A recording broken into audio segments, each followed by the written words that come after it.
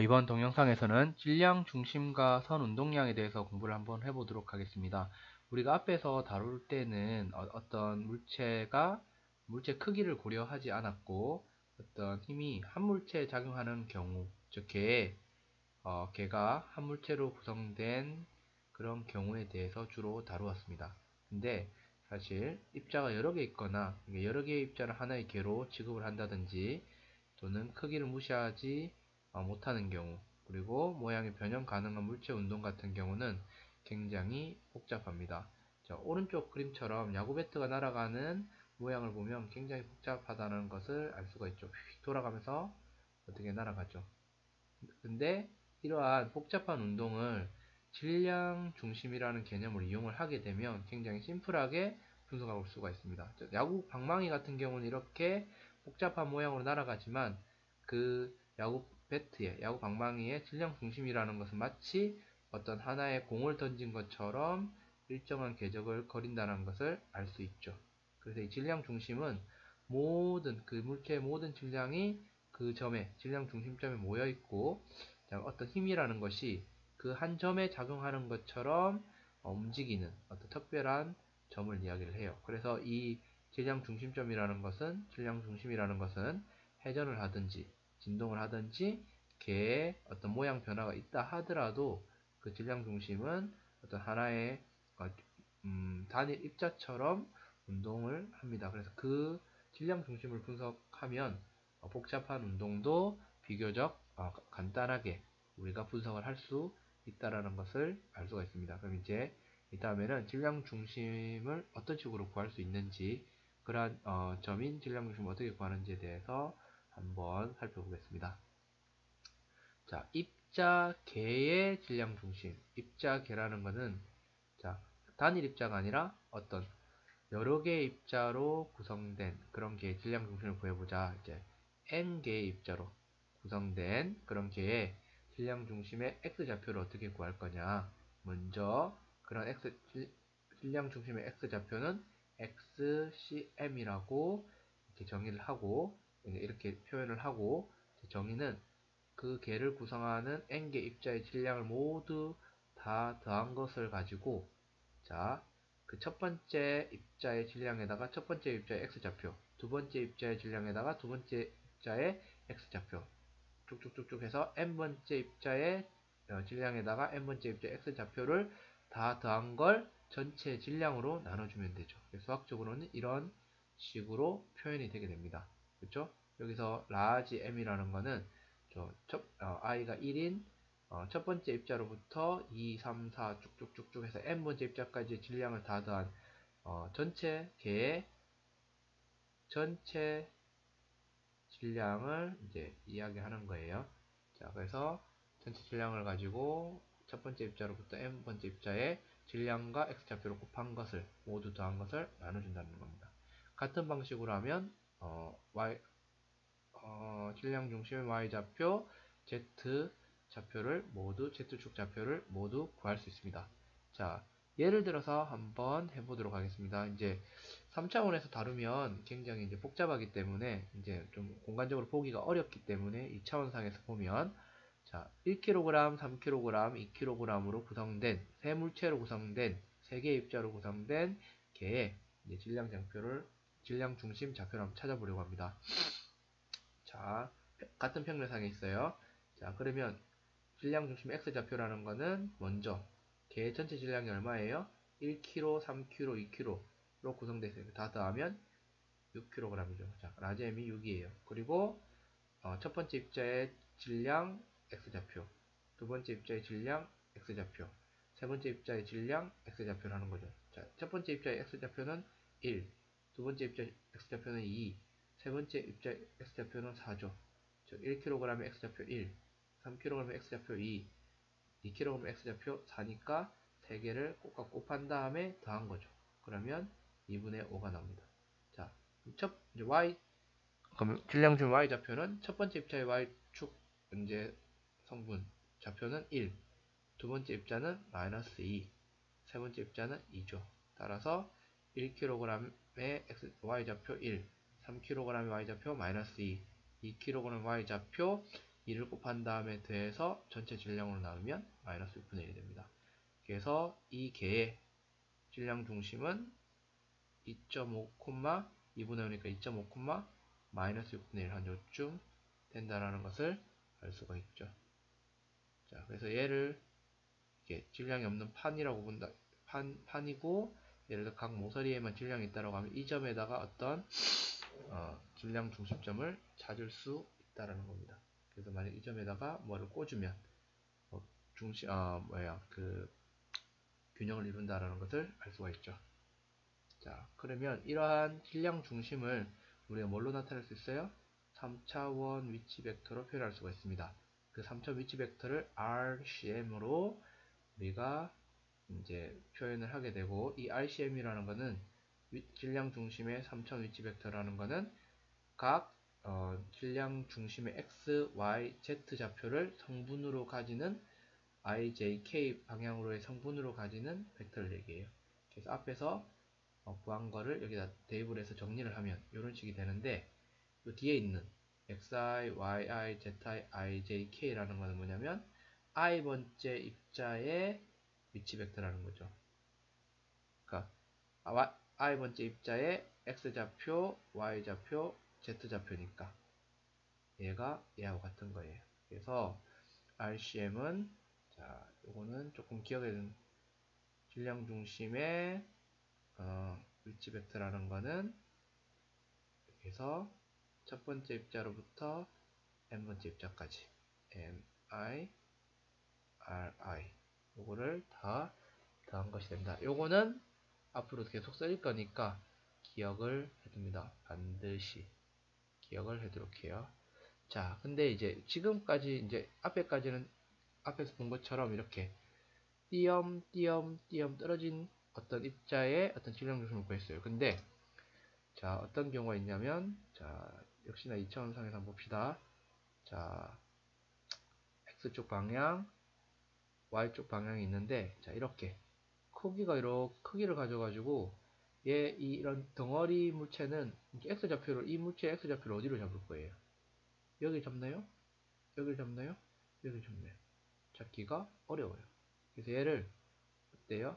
자, n등분 n개의 물체로 나눠볼 수 있겠죠. 그죠? n개의 물체로 나누게 되면 자, 이 큰 덩어리보다는 이 작은 덩어리 x좌표가 범위가 여기서부터 이걸 i번째 덩어리라고 한다면 입자로 치고하면 첫 번째, 두 번째, 세 번째 쭉 해서 i번째 어떤 입자로 취급을 한다면 얘의 어떤 x좌표라는 건 이 덩어리보다는 좀 더 정확하게 요 언저리가 될 거 아니에요. 그죠? 좀 더 정확해질 겁니다. 그래서 XCM이라는 거는 자, 근데 자, 이게 전체 질량이 M이라고 해요. 이 덩어리의 전체 질량 그거를 N 등분 한다면 자, 이 덩어리 한 개의 질량이라는 거는 i번째 입자 한 개의 질량이라는 거는 델타 mi라는 거는 이렇게 되겠죠. 맞습니까? 그래서 여기 보면 이 전체 질량을 가지고 뭐예요?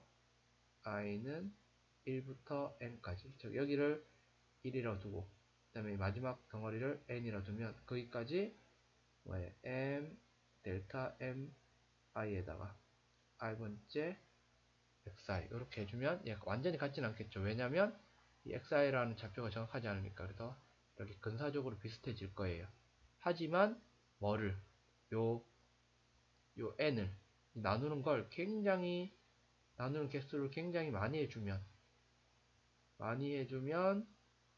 해줄수록 이 x 좌표라는 건 정확해지고 거의 무한대로 보내버리면 이 x 좌표가 거의 정확하게 결정이 되겠죠. 그래서 n을 무한대로 보내게 되면 비로소 등호로 연결해 줄 수 있고 얘는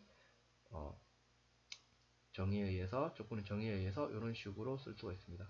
따라서 여러분들은 요 XCM은 자 이렇게 그 다음에 YCM은 연속적인 질량일 때 이렇게 ZCM은 이런 식으로 구할 수 있다라는 것을 반드시 기억을 해야 되겠습니다.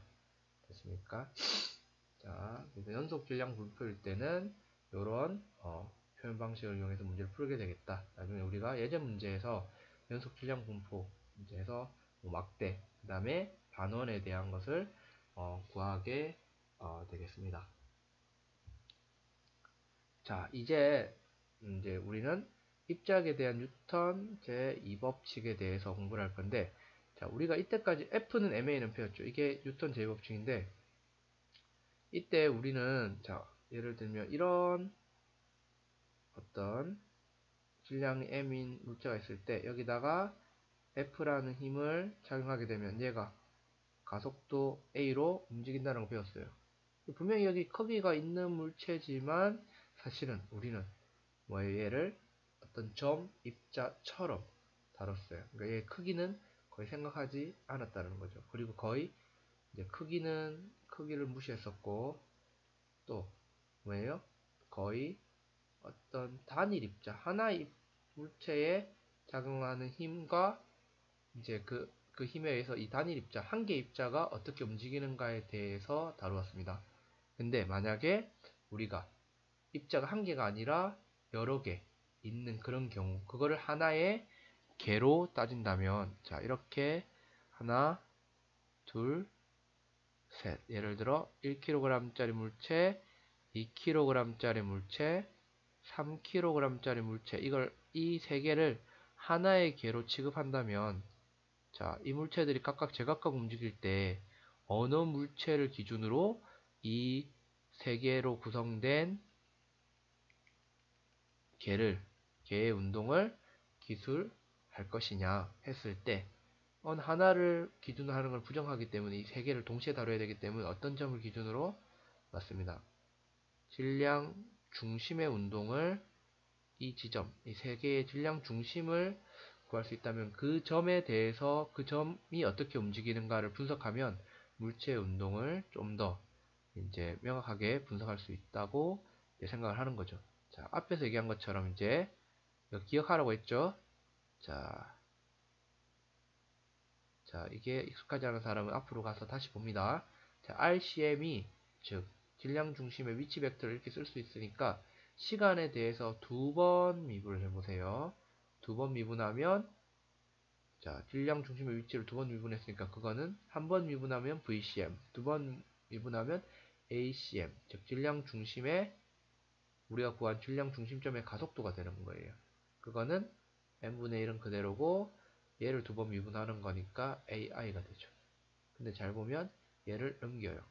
그러면 MI, AI는 MACM, 즉 어떤 i번째 입자의 질량에다가 i번째 입자의 가속도를 곱한 값을 첫 번째 입자로부터 n번째까지 다 더한, 즉 첫 번째 입자의 MA, 두 번째 입자의 MA, 세 번째 입자의 MA, M 쭉쭉쭉 해서 n번째 입자의 MA를 다 곱해서 더한 그 값이 전체 개의 질량에다가 질량 중심의 가속도를 곱한 거하고 같아지더라. 근데 잘 보면 여러분들 뭐예요?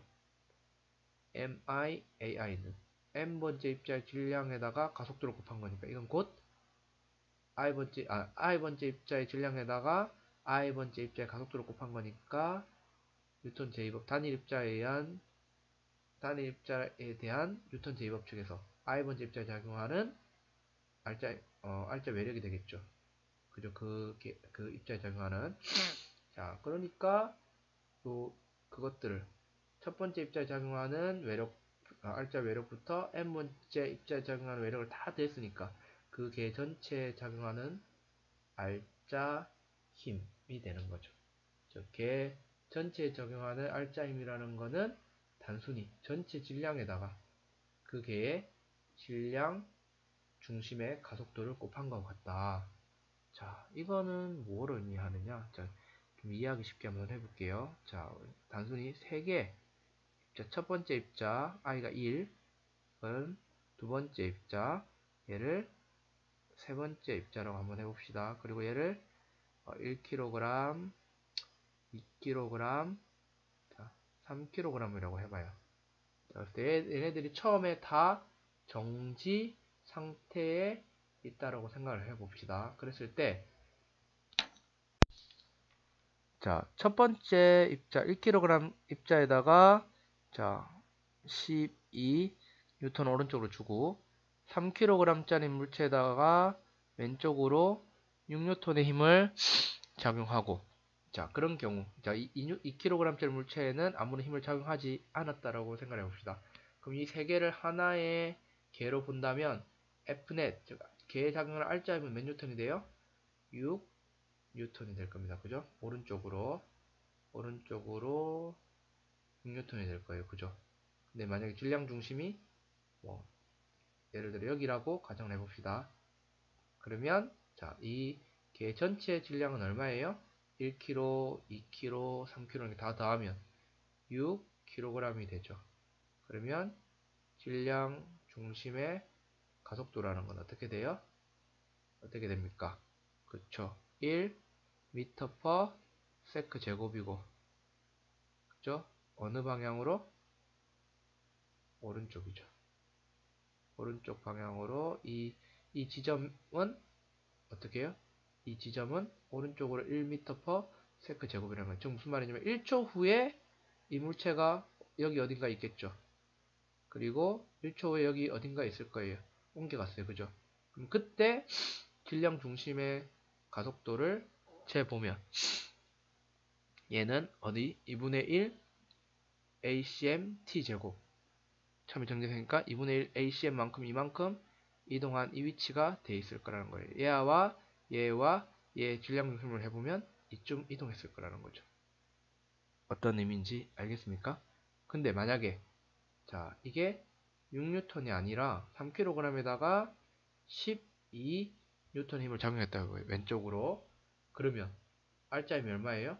0이고 질량은 6kg이지만 ACM 또한 어떻게 돼요? 질량 중심의 가속도 또한 0입니다. 그럼 이 세 물체가 처음에 정지 상태에 있다가 12N 줬다면 이 CM의 가속도는 0이에요. 그러니까 속도 변화가 없죠. 처음에 질량 중심이 정지해 있었으니까 계속 정지하니까 이 점의 위치는 변하지 않는 겁니다. 즉 얘가 힘을 줘서 이쪽을 쫙 움직이고 얘가 이렇게 쭉 움직이고 있지만 그럼에도 불구하고 매 시간 그 위치에 옮긴 위치에 대해서 옮긴 위치에 있을 때 이 세 입자의 질량 중심을 그 시간에 구해보면 항상 이 위치가 나온다라는 의미입니다. 굉장히 신기하죠? 그러니까 얘네들이 어떻게 움직이나 상관이 없어요. 질량 중심 위치는 항상 같다라는 겁니다. 됐어요? 또 다른 예로 어떤 예가 있을까요? 자, 이런 나중에 이제 우리가 뒤에 질량 중심 하겠지만 이렇게 대칭적인 물체 같은 경우는 여기가 중앙이 질량 중심이겠죠. 그랬을 때 자, 이쪽으로 F란 힘을 주고 똑같은 크기의 힘을 뭐예요? 여기다가 줘요. 그죠? 그러면 어떻게 되는 거예요? R자 힘이 0이죠. 그럼 얘는 회전은 해요. 그죠? 이쪽으로 아마 회전할 거야. 그렇지만 이 지점은 변하지 않아요. 왜? 왜요?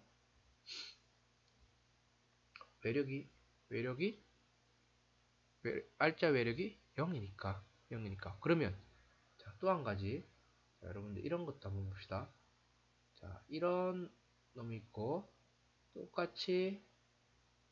똑같은 물체예요. 그랬을 때 여기에 F란 힘을 주고 여기에 F란 힘을 준다고 생각하면 똑같은 힘을 줘요. 그러면 이 둘 다 지금 똑같은 물체이기 때문에 중앙이 지금 질량 중심하고 똑같은 위치에 있었어요.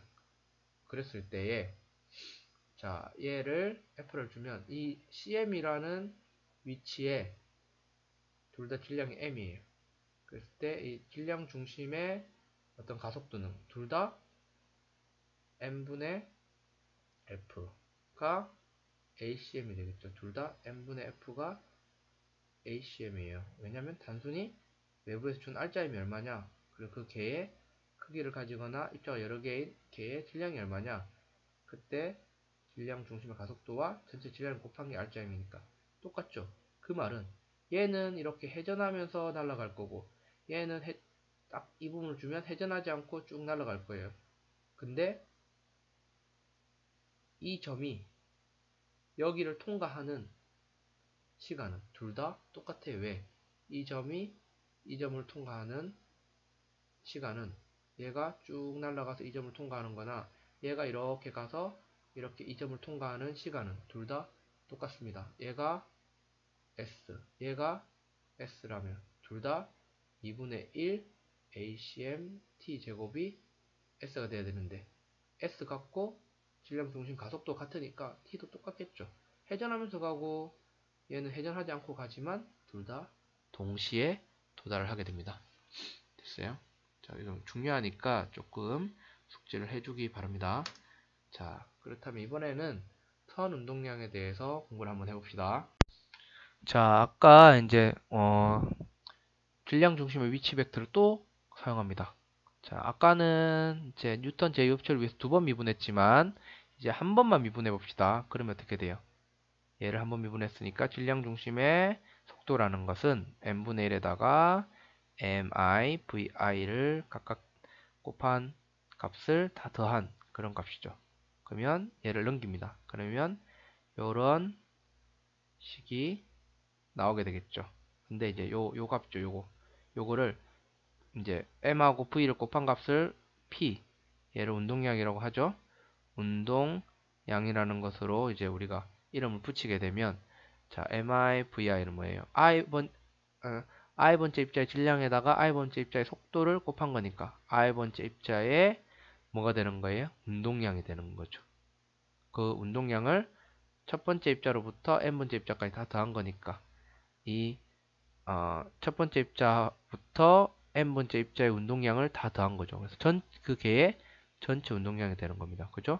그러면 얘가 넘어갔으니까 MVCM. 그러니까는 첫 번째 입자의 질량에다가 첫 번째 입자의 속도 더하기 두 번째 입자의 질량에다가 두 번째 입자의 속도 더하기 쭉쭉쭉 해서 n번째 입자의 질량에다가 n번째 입자의 속도를 벡터적으로 다 더한 거는 단순히 뭐하고 같아요? 이 전체 질량 m1부터 n까지 다 더한 거에다가 질량 중심의 속도를 그냥 단순히 곱한 거하고 같더라. 됐어요? 같더라. 자, 그러면 저 개 전체 운동량의 합이 개 전체 질량에다가 질량 중심의 속도를 곱한 거더라. 또 한번 봅시다. 그럼 여기 1kg, 여기에 2kg, 여기에 3kg, 3개의 입자로 구성된 개가 있는데, 자, 얘가 처음에 얘가 4m/s로 움직이고 오른쪽으로, 자, 얘가 어떻게 돼요? 자, 예를 들어서 또 얘도 4m/s로 오른쪽으로 움직인다고 생각을 해봐요. 그러면 이 개의 전체 운동량을 구해보면 얘는 정지해 있고, 그러면 얘는 4 단위를 생략할게요. 아이고, 4kg/m/s. 얘는 12kg/m/s죠. 더하면 얘는 0이고, 다 더하면 전체 운동량 얼마예요? 16kg/m가 돼요. 근데 얘가 뭐하고 같아요? 얘 어딘가에 질량 중심이 있다고 칩시다. 그러면 얘는 전체 질량이 얼마예요? 6이죠. 6kg 곱하기 VCM하고 같다. 질량 중심 속도하고 똑같다. 그러면 얘 질량 중심은 어떻게 움직이고 어떤 속도로 움직이냐? 6분의 16, 즉 3분의 8 m/s로 오른쪽으로 움직인다는 거죠. 이 지점은 시간의 지남에 따라 1초에 3분의 8m씩 오른쪽으로 움직인다. 얘네들 이동함에 따라서. 즉 1초 후에 얘가 한 이쯤 오겠죠. 1초 후에 얘가 이쯤 올 거예요. 그때 얘와 얘의 질량 중심을 구하면 얘보다 3분의 8m 오른쪽으로 와 있다라는 거죠. 질량 중심이. 됐습니까? 그런 말입니다. 그래서 요것도 굉장히 중요하니까 전체 P 토탈은 M, V, CM이 됩니다. 자, 그러면 여기서 이제 힘이 다시 정의돼요. F라는 거는 우리는 원래 MA라고 했었는데, 지금 여기 보세요. 얘를 한 번 더 미분하게 되면 앞에서 얘가 뭐냐면 전체 F넷이 됐어요. 앞에 한번 기억이 안 나면 찾아보세요. F넷이라는 거는 이렇게 해서 i는 1에 n까지 뭐가 돼요? dt, dp, i가 되죠. 자, 그러니까는 뭐냐면 i번째 dp, di가 얘가 뭐가 되는 거냐면 i번째 힘이 되는 거니까 dp, dp, dt를 힘으로 정의할 수가 있습니다. 근데 앞으로는 요 정의를 사용하는 것이 좀 더 정확하다고 볼 수가 있겠죠. 됐습니까? 자, 근데 이제 앞에서 보면 자, 요거를 기억하라고 했죠? 전체 운동량의 합은 질량 중심의 속도에다가 전체 질량을 곱한 거다. 자, 그러면 만약 이건데 얘를 이제 시간에 대해서 한 번 더 양변을 미분해 보면 dp 전체 전체 운동량 그죠? 전체 운동량 dt d 전체 운동량은 MACM인데 얘는 우리가 앞에서 배웠죠? F는 계좌면 알짜 힘이었어요. 근데 얘가 만약 0이라면 얘가 변화량이 얘가 일정하다는 거죠. 상수라는 거죠. 자, 전체 개의 운동량이 일정하더라. 자, 그 말은 이 VCM, 질량 중심의 속도가 변하지 않는다는 뜻이고, 즉 외력이 없다면 질량 중심의 속도는 변하지 않는다는 거예요. 근데 그쵸? 그래서 처음 질량 중심 속도가 0이면 처음에 0이면 자, 얘가 0이면 질량 어떤 개가 있을 때 얘네들이 질량 중심의 속도가 0이에요. 그럼 얘네들이 외력이 작용하지 않는 한 얘네 처음에 움직이고 있었다고 하더라도 어떻게 돼요? 질량 중심의 위치가 변하지 않는다는 겁니다. 항상 그 자리에요. 그리고 얘가 일정하다는 거는 만약에 두 개의 입자로 구성된 어떤 개라면 자, 어떤 처음에 첫 번째 입자의 운동량, 두 번째 입자의 운동량. 그러니까는 처음 전체 운동량하고 나중에 어떤 일이 일어나고 나서 뭐 충돌이나 이런 것들이 일어나 가지고 이제 뭐 어떤 변화가 생겼을 때, 속도 변화가 생겼을 때 어떤 각각의 운동량들은 변할 수 있을 거예요. 하지만 그것들을 더한 값들은 항상 같게 된다. 왜냐? 어떤 두물 충돌은 좀 이따 하겠지만 자, 이렇게 가서 이 두 개를 하나의 개로 볼 때 얘가 V1i, 얘가 V2i로 가다가 충돌이 일어났어요.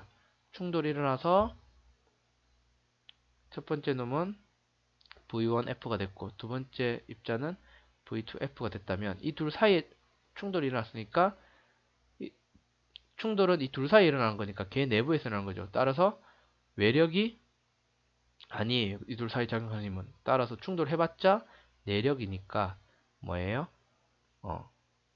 전체 운동량은 변화가 없죠. 따라서 어떻게 되는 거예요? 처음 운동량 다 더한 거랑 나중에 운동량 다 더한 게 같아요. 그죠? 이게 운동량 보존 법칙이죠. 선운동량 보존 법칙. 자, 그럼 비고리 깨면 즉 얘가 MVCM인데 앞에와 똑같은 가정을 했을 때 얘가 0이 아니라면 어떻게 돼요? DT를 넘기고 적분을 하게 되면 이렇게 되죠. 그러면 F넷에다가 미소 시간을 곱해서 적분한 값은 전체 운동량의 합의 전체 운동량의 뭐예요? 변화와 같지. 근데 전체 질량이 변하지 않는다고 하면 MP 토탈이 MVCM이니까 델타 VCM이 되죠. 됐습니까? 얘는 M 델타 델타 VCM이 돼요. 자, 이 말 뜻은 뭐냐면 자, 여기에 또 똑같이 1kg, 2kg, 3kg 있어요. 근데 여기다가 내가 이물체에 10N의 힘을 몇 초 동안 주냐면 6초 동안 준다고 생각해봐요. 그러면 이 질량 중심의 속도는 얼마만큼 변하냐라고 물어보면 자, 기회작용하는 이거를 뭐라고 하냐면 우리가 힘에다가 일정한 힘을 줬죠. 힘에다가 시간을 곱한 거 충격량을 했죠. 60Nm/S의 어떤 충격량을 준다면 얘가 전체 질량이 얼마예요? 6kg이죠. 게다가 속도 변화 처음에 얘네들 다 정지해 있었다면 질량 중심도 VCM F 빼기 VCM I죠. 근데 처음에 질량 중심 정지해 있었다면 나중에는 얼마가 되는 거예요? 10m/s가 되는 거죠. 어느 방향으로? 이쪽 방향으로. 처음에는 얘네 세 개 다 정지해 있을 때 질량 중 정지해 있어요. 근데 10N의 힘을 6초 동안 주면 충격량이 60Nm/S예요. 그죠?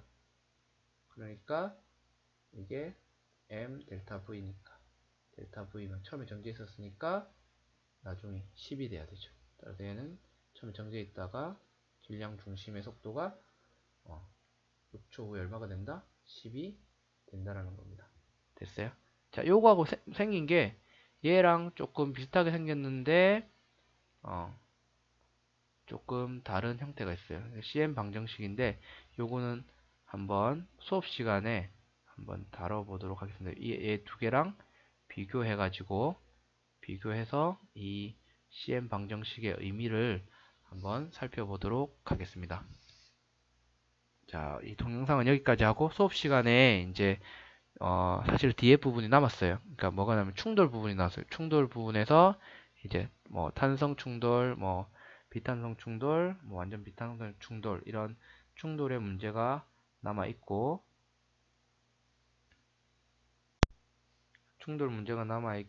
이제 운동량 보존 법칙을 써가지고 이제 로켓의 어떤 질량이 변하는 게 로켓의 어떤 운동에 대한 내용 두 가지는 수업 시간에 함께 한번 해보도록 하겠습니다. 이건 시간이 조금 걸릴 거예요. 그냥 동영상으로 하기에는 좀 시간이 걸리기 때문에 미리 이 부분은 이제 공부를 해와도 되고 그냥 수업 시간에 해도 되겠습니다. 자, 여기까지입니다.